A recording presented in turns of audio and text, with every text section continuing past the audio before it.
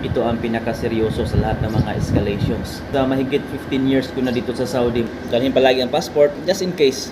Kapi tayo, pasado as maybe ng umaga rito. Partneran natin ng dates. Eid Mubarak sa mga kapatid nating Muslim sa ang dako man tayo ng mundo na punta ngayon. Quick update lang no sa sitwasyon namin dito sa Jubail ha, hindi buong Saudi Arabia, Eastern region. So far okay kami dito, safe kami dito.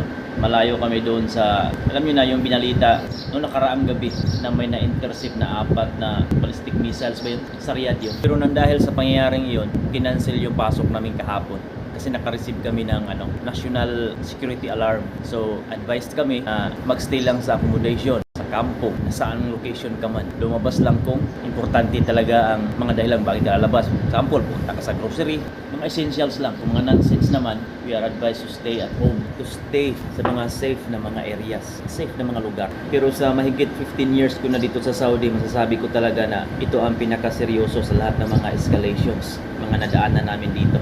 Kasi dati, mga ganyan namang mga pangyayari sa personal na hidwaan ng Saudi at saka Iran, ko lang masabi. May mga ganyang mga issues na dati pero baliwala lang yun. Ngayon talaga ito ang pinaka-seryoso so far kasi madalas kami nakaka-receive ng national emergency alarms. Tapos sa planta, may drill na kami tuwing may national alarms. Dati hindi namin na-experience yan. Ngayon, pati yung mga grocery stores namin dito, yung suki namin, hindi na nagpapautang. Ganyan kaseryoso ang sitwasyon ngayon dito. Pero ganoon pa rin, kampante kami na safe kami rito. Sa Jubail ha, hindi ko sinasabi buong Saudi. Ulitin ko sa Jubail. Safe kami dito, tahimik. Bukas, expected na kami papasok uli. Pagdasal na lang natin na matapos na tong gulo na to. Kasi at the end of the day, tayo talaga lahat ang talo, mga civilian. Advice ko sa lahat ng mga OFWs, hindi lang sa Jubail, sa buong Saudi, ingat, iwasan natin yung mga record ng mga videos about kaguluhan dito, post yan sa social media. Kung hindi man kayo binalaan or sinabihan bago kayo pumunta rito, no? Kasi hindi naman lahat talaga ng mga bagay nasasabi sa pidos. Bawal yan. Masisira ang buhay natin dyan. Tapos, kung hindi tayo agad na tulungan ng gobyerno, sisisihin na naman natin ang gobyerno dahil sa katarantaduhan natin. Andito tayo sa bansa nila, respetuhin natin yung batas nila. Hindi katulad ng mga ginagawa natin sa atin, hindi natin magagawa lahat yan dito. Hanggat maaari, be mindful, be responsible enough.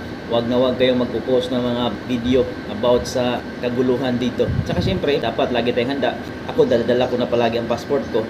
Wala naman akong ibang mga bagay na dapat dadalhin. Di passport lang, ibang mga papilis. Hindi naman ako gaya ng iba dyan na may mga mahaling mga bagay pa sa kwarto. Pero ulitin ko, safe kami rito. Tulungan nyo lang kami magdasal para matapos ng kaguluhan ito.